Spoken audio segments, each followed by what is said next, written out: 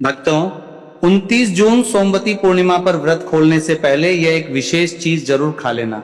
खाने मात्र से ही भगवान शिव, श्री हरि विष्णु और माता लक्ष्मी की कृपा से जीवन की अनेक बाधाएं दूर होने लगती हैं। इतनी धन दौलत आएगी कि संभाल नहीं पाओगे आने वाली सात तक। पूछते भी बैठे बैठे खाएंगी। भक्तों, 29 जून की सोमवती पूर्णिमा अत्यंत पुण्यदायी मानी जाती है। जब पूर्णिमा का शुभ योग सोमवार के दिन आता है तब इसका आध्यात्मिक महत्व और भी बढ़ जाता है। इस दिन स्नान दान, जप, भगवान शिव का अभिषेक तथा श्री हरि विष्णु और माता लक्ष्मी की पूजा करने से विशेष पुण्य की प्राप्ति होती है। ऐसी धार्मिक मान्यता है कि जो माताएं बहनें श्रद्धा और नियम पूर्वक इस दिन व्रत रखती हैं और व्रत के दौरान जो भी माताएं बहनें ये गुप्त चीज खा लेती हैं तो जीवन के हर कष्ट और दुख समाप्त हो जाते हैं और जीवन में सुख, शांति, समृद्धि और सौभाग्य का वास होने लगता है। परिवार में चल रही आर्थिक परेशानियां धीरे धीरे कम होने लगती हैं और घर में सकारात्मक ऊर्जा का संचार होता है और अपार धन की प्राप्ति होती है। भक्तों, यदि किसी के जीवन में बार बार बाधाएं आती हों, कार्य बनते बनते रुक जाते हों या मन अशांत रहता हो तो सोमवती पूर्णिमा का यह पावन अवसर भगवान की आराधना के लिए बहुत शुभ माना जाता है। सच्चे मन से की गई प्रार्थना और पूजा व्यक्ति के जीवन में नई आशा का संचार करती है। धार्मिक मान्यताओं के अनुसार इस दिन दान पुण्य, पीपल की पूजा, शिवलिंग पर जल अर्पित करना तथा श्री हरि विष्णु के मंत्रों का जप करना अत्यंत फलदायी माना गया है। संतान सुख, वैवाहिक जीवन की खुशहाली, धन धान्य और परिवार की उन्नति की कामना करने वाले लोगों के लिए भी यह दिन विशेष महत्व रखता है। इसी वीडियो में हम आपको बताएंगे व्रत खोलने से पहले कौन सी विशेष सात्विक चीज ग्रहण करना शुभ माना जाता है। सोमवती पूर्णिमा के दिन किन खाद्य पदार्थों का सेवन लाभकारी माना जाता है। कौन से भोजन बनाने या खाने से बचना चाहिए। इस दिन भूलकर भी कौन से 5 कार्य नहीं करने चाहिए और ऐसे कौन से सरल धार्मिक उपाय है जिन्हें श्रद्धा से करने पर भगवान शिव, श्री हरि विष्णु और माता लक्ष्मी की कृपा प्राप्त होने की मान्यता है।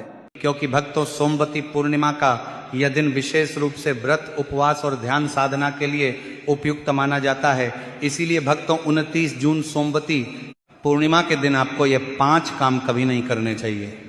जो भी व्यक्ति इस दिन इन 5 कामों को करता है उसकी जिंदगी बर्बाद हो जाती है, उसके घर में कंगाली छा जाती है और जिस घर में भी ये कार्य होते हैं माता लक्ष्मी ऐसे घर से हमेशा के लिए चली जाती है। भक्तों, साथ में हम आपको ये भी बताएंगे कि 29 जून सोमवती पूर्णिमा के दिन अगर आप इन चीजों का दान कर देते हो तो आपके घर में कभी धन दौलत की कमी नहीं होगी। हमेशा ही रुपया पैसा आपके घर में आता रहेगा, धन प्राप्ति के सारे रास्ते खुल जाएंगे। लेकिन एक बात ध्यान में रखें, वीडियो को कभी भी आधा अधूरा ना छोड़ें।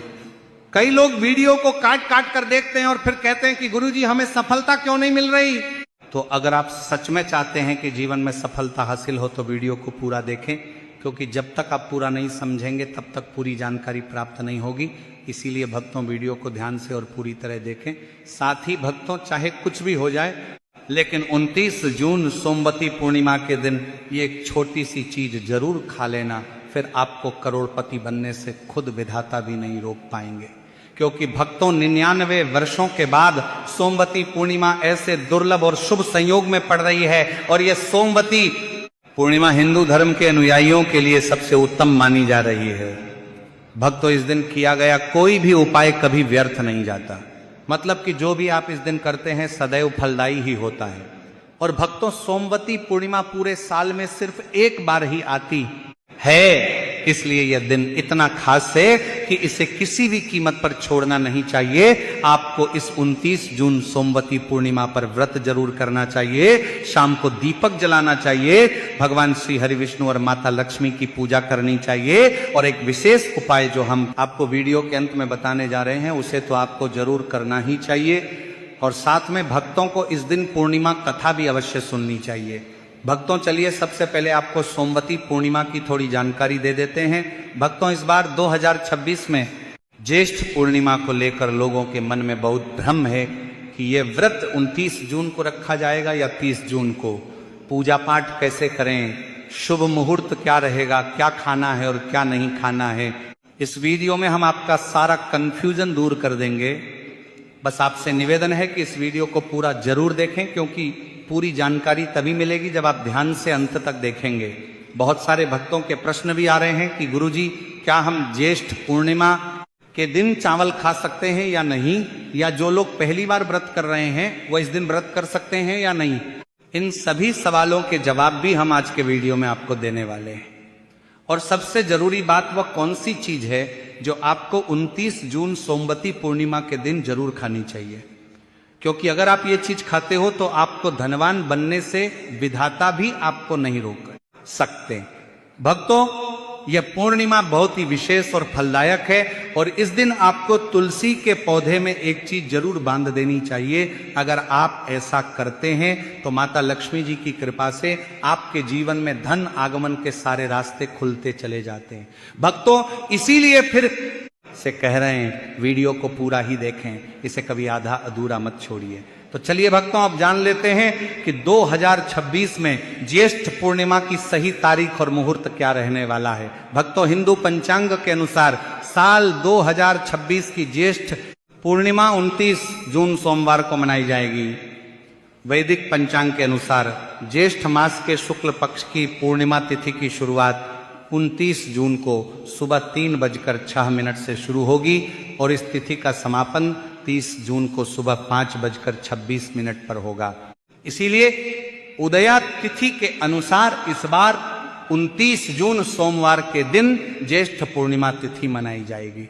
अब बात करें शुभ मुहूर्तों की, तो भक्तों, स्नान और दान के लिए ब्रह्म मुहूर्त रहेगा। सुबह 4:06 से सुबह 4:46 तक रहेगा। वही अभिजीत मुहूर्त रहेगा सुबह 11:57 से दोपहर 12:52 तक। इन दोनों समयों में आप दान, पूजा और विशेष उपाय कर सकते हैं। बात करें चंद्रोदय की, तो 29 जून को चंद्रोदय का समय शाम 7:16 पर होगा।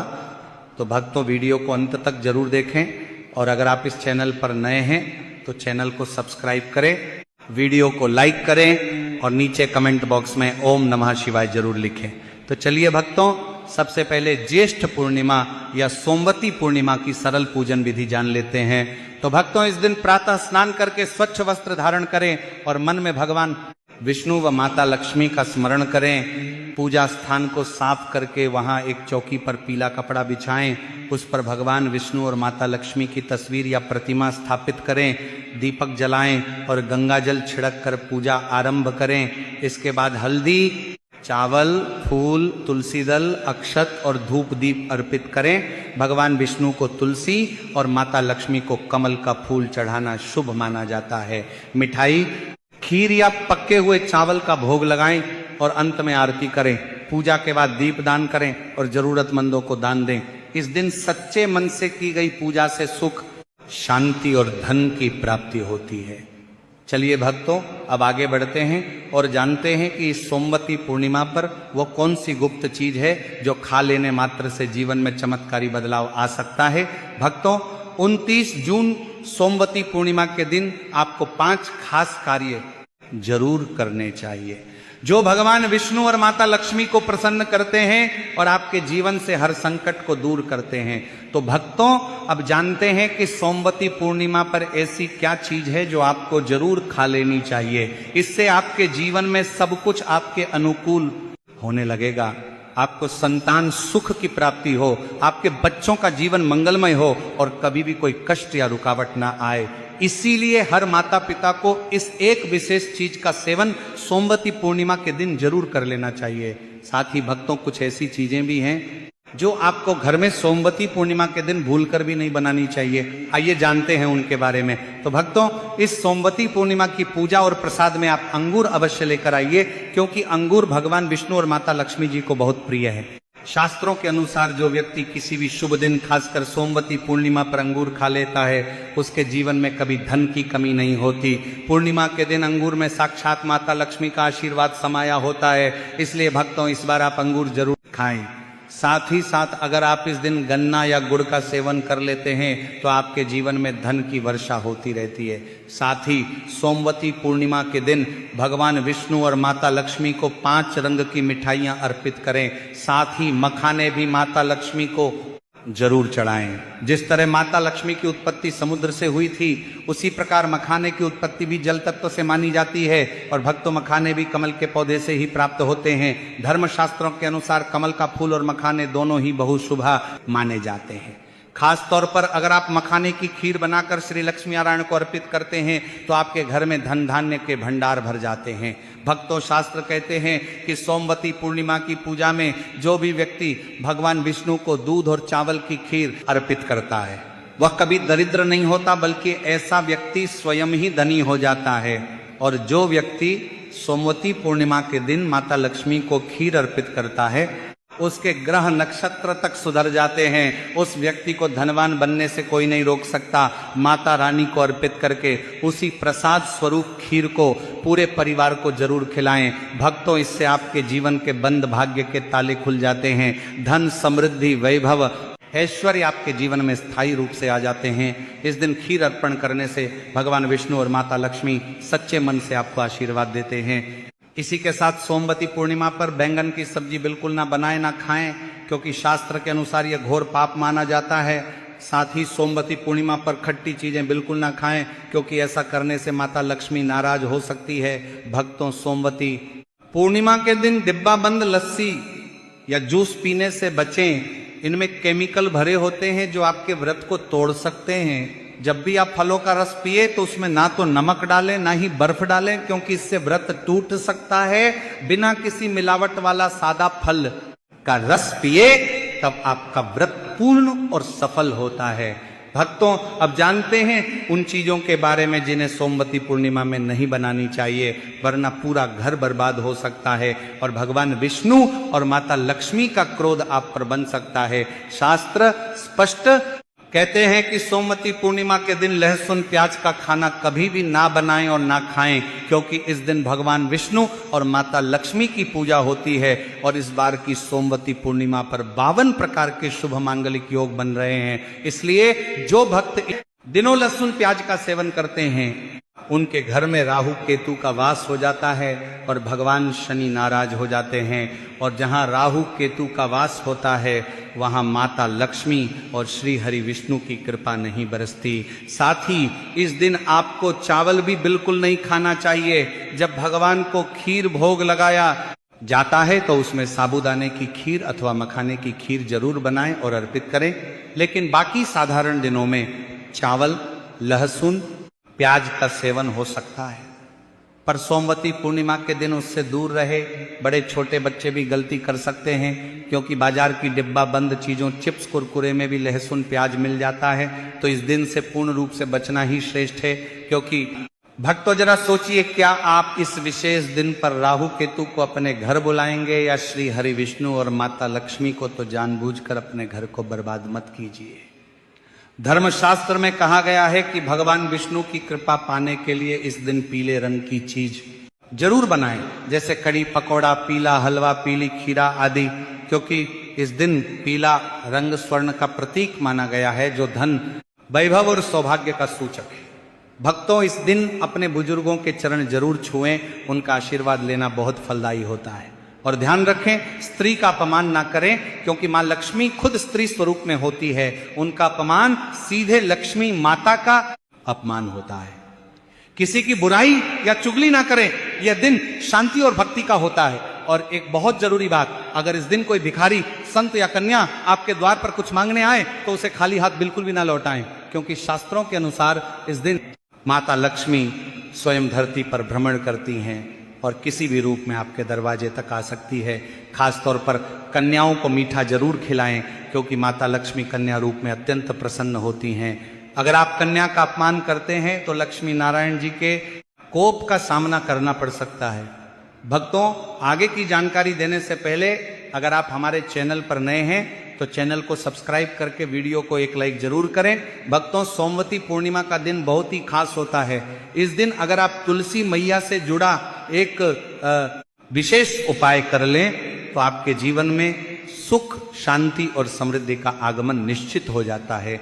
आज हम आपको इसी खास उपाय के बारे में बताने जा रहे हैं। शास्त्रों में साफ कहा गया है कि जिस घर में तुलसी का पौधा होता है उस घर में मां लक्ष्मी का वास होता है, वहां हमेशा सुख और समृद्धि बनी रहती है। लेकिन तुलसी माता से जुड़ी कुछ बातें और नियम है जिन्हें जानना और अपनाना बेहद जरूरी है। भक्तों, अगर आप अपने परिवार की खुशहाली, समृद्धि और सौभाग्य चाहते हैं तो इस सोमवती पूर्णिमा पर तुलसी मैया को चुनरी जरूर चढ़ाएं। ऐसा करने से भगवान विष्णु और माता लक्ष्मी दोनों की विशेष कृपा आपके जीवन में बरसती है। लेकिन अक्सर लोग अनजाने में कुछ ऐसी गलतियां कर बैठते हैं जिनका नतीजा उन्हें भुगतना पड़ता है। जैसे कई लोग अपने घर में तुलसी का पौधा तो लगा लेते हैं लेकिन उसे कभी चुनरी नहीं उड़ाते। याद रखें, तुलसी माता को चुनरी अर्पित करना एक बहुत ही शुभ कार्य है। इससे मनोकामनाएं पूरी होती हैं। और भक्तों, ध्यान रखें कि तुलसी के पास कभी कोई अपवित्र या अशुद्ध चीजें ना रखें। वहां हमेशा साफ सफाई बनी रहनी चाहिए।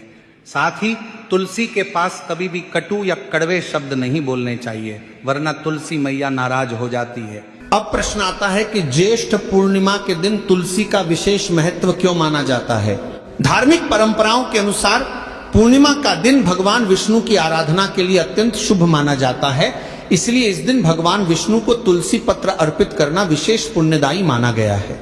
लेकिन यहाँ एक नियम है जिसे बहुत से लोग नहीं जानते।